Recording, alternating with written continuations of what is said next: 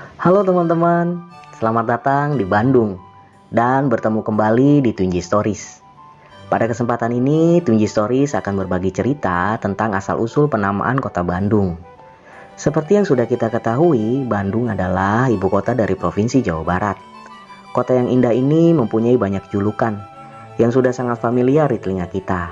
Antara lain, Bandung Lautan Api, Kota Kembang, dan juga Paris Van Java. Tapi pernahkah teman-teman penasaran kenapa dinamakan Bandung ya? Nah, ada beberapa pendapat mengenai asal-usul penamaan Bandung.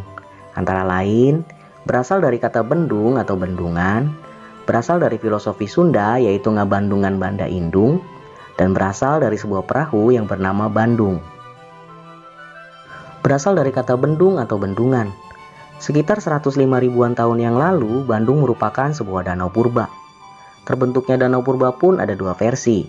Teori yang pertama menyebutkan terbentuknya danau purba Bandung diyakini berasal dari dahsyatnya letusan Gunung Sunda Purba di masa lalu. Letusan ini kemudian membentuk sebuah kaldera raksasa. Kaldera adalah kawah gunung vulkanik yang sangat besar, yang terjadi karena letusan atau runtuhnya puncak gunung berapi. Dari letusan Gunung Sunda tersebut terbentuklah Gunung Tangkuban Parahu dan juga Danau Bandung. Ini mengingatkan kita pada sebuah legenda atau cerita rakyat dari Jawa Barat, yaitu Sangkuriang. Teori yang berikutnya, Danau Purba Bandung justru terbentuk dari letusan Gunung Tangkuban Parahu. Disebutkan bahwa Danau Bandung terbentuk karena pembendungan Sungai Citarum yang disebabkan oleh lava yang berasal dari Gunung Tangkuban Parahu. Akibatnya, daerah antara Padalarang hingga Cicalengka dan daerah antara Gunung Tangkuban Parahu hingga Soreang terendam air dan menjadi sebuah telaga besar yang kemudian dikenal dengan sebutan Danau Bandung atau Danau Bandung Purba. Oh ya, dari versi ini juga ada legendanya. Saya akan ceritakan secara singkatnya saja. Dahulu kala hiduplah seorang yang sakti mandraguna bernama Empu Wisesa. Empu Wisesa memiliki seorang putri yang cantik bernama Sekar. Selain itu, ia juga mempunyai dua orang murid yang bernama Jaka dan Wira.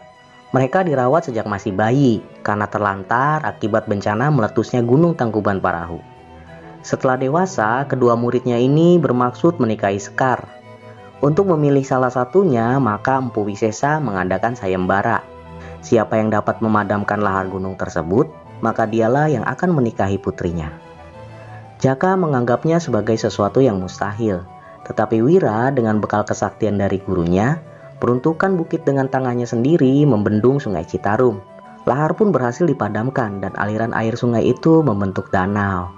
Wira akhirnya menikahi Sekar. Setelah bertahun-tahun, danau itu pun surut dan menjadi tempat yang subur untuk ditinggali. Lalu bagaimana Danau Bandung Purba itu mengering? Diyakini surutnya danau itu dikarenakan air danau terus mengalir keluar melalui sebuah gua yang bernama Sanghyang Tikoro. Kita kembali ke legenda Sangkuriang.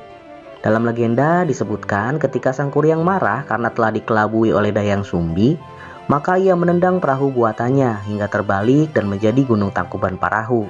Pada saat itu perahu tersebut mengenai tanggul danau buatannya, sehingga danau itu pun bocor. Tempat bocornya danau itu yang sekarang dikenal dengan Sanghyang Tikoro. Lokasinya ini ada di Cipatat, Kabupaten Bandung Barat. Bekas Danau Purba ini kita kenal sekarang dengan nama Cekungan Bandung, dan disinilah wilayah Bandung Raya berdiri. Melihat kondisi geografisnya yang dikelilingi gunung, memperkuat bukti bahwa pada masa lalu Bandung adalah sebuah danau yang besar. Yang kedua berasal dari filosofi masyarakat Sunda.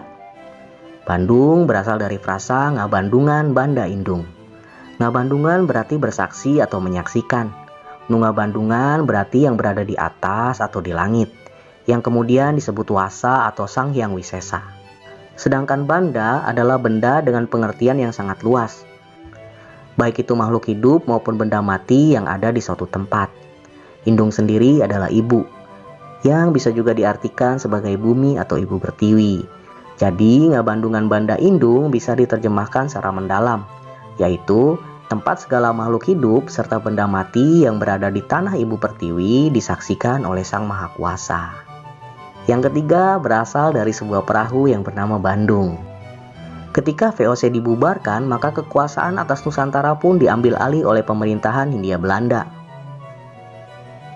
Saat itu Herman Willem Daendels atau yang kita kenal dengan Daendels ditunjuk menjadi gubernur jenderal. Untuk melancarkan tugasnya di Jawa, Daendels membangun jalan raya pos dari Anyer sampai Panarukan.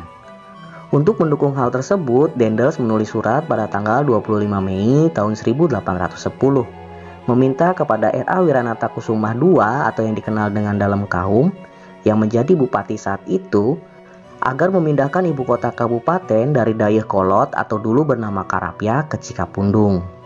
Namun ternyata R.A. Wiranata Kusuma II telah merencanakan pemindahan ibu kota sebelum disurati Daendels, bahkan sudah menemukan tempat yang strategis.